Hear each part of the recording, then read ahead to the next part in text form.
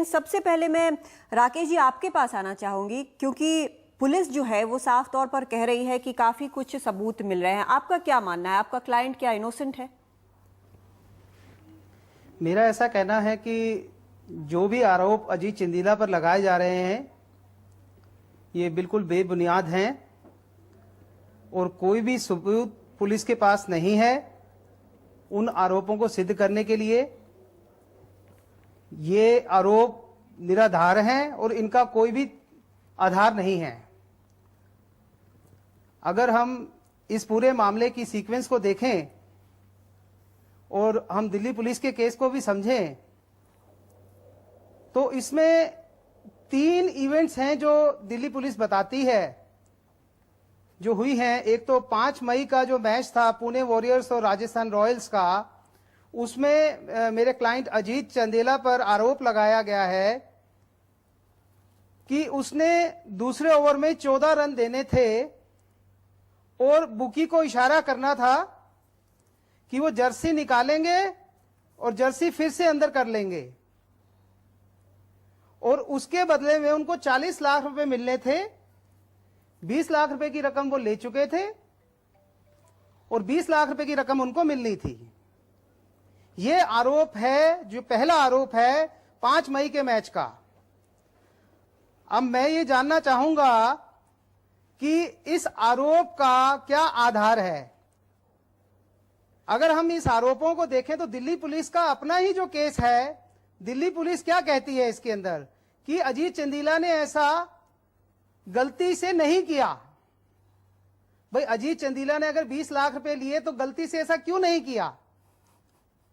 फिर मैं दूसरा सवाल पूछना चाहूंगा कि वो 20 लाख रुपए किसको दिए गए, किसको मिले, कहां हुई, उसकी कोई रिकवरी है? तो ये बेबुनियाद इल्जाम है जो अजीत चंदीला पे लगाया जा रहा है। दिल्ली पुलिस विवादों के घेरे में थी, उससे बचने के लिए उन्होंने ये एक नया स्कैंडल निकाला है जिसे लोगों का ध्यान बढ़ सके। और आप देखिए कि जहां तक सट्टेबाजी की बात है, आईपीएल के अंदर कोई नई बात नहीं है, पुराने समय से 4-5 साल से ये बातें चल रही हैं। इस बार इन्होंने जानबूझकर आईपीएल के प्लेयर्स को बीच में घसीटा है ताकि ये स्कैंडलाइज्ड हो सके। और जो दिल्ली पुलिस विवादों के घेरे में घिरी रही पिछले कुछ सालों से और अभी रिसेंट पास्ट में भी जो दिल्ली गैंग रेप हुआ, आप जो कह रहे हैं कि इस पूरे मामले में कई सारे लूप होल्स हैं और इसमें दिल्ली पुलिस जो है उसने अपना काम ठीक से नहीं किया है और इसने एक स्कैंडल को, ठीक है चलिए आप अपनी क्लाइंट की तरफ से बोल रहे हैं जी। जब मैं दूसरा एक और कहना चाहूंगा, दूसरा जो मेरे अजीत चंदेला पे आरोप है कि जो राजस्थान रॉयल्स का और मुंबई का जो 15 मई को मैच हुआ, उसमें मैंने जिस मैच को अजीत चंदीला ने नहीं खेला, उसमें अंकित चौहान के साथ मिलकर मैंने उसे बोला कि दूसरे ओवर में तुम 14 रन देना और मैंने बुकीज के साथ डील की। अब मैं एक चीज समझना चाहूंगा कि जब मैं ही आईपीएल के अंदर खेल रहा हूं मैचेस को और एक मैच नहीं खेल रहा, तो मैं मीडिएटर का काम क्यों करने लगा? ये तो सब जब मेरे पास अपॉर्चुनिटी थी 5 मई को, तो मैंने तभी क्यों नहीं कर लिया? मैं अंकित चौहान के साथ क्यों करूंगा ये सब?